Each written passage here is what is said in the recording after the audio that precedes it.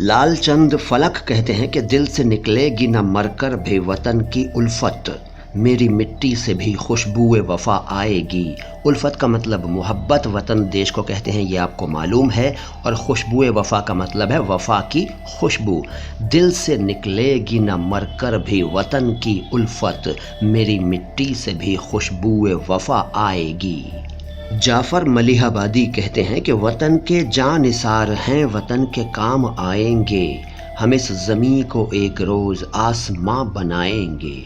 वतन के जान निसार हैं, वतन के काम आएंगे, हम इस ज़मीं को एक रोज़ आसमां बनाएंगे।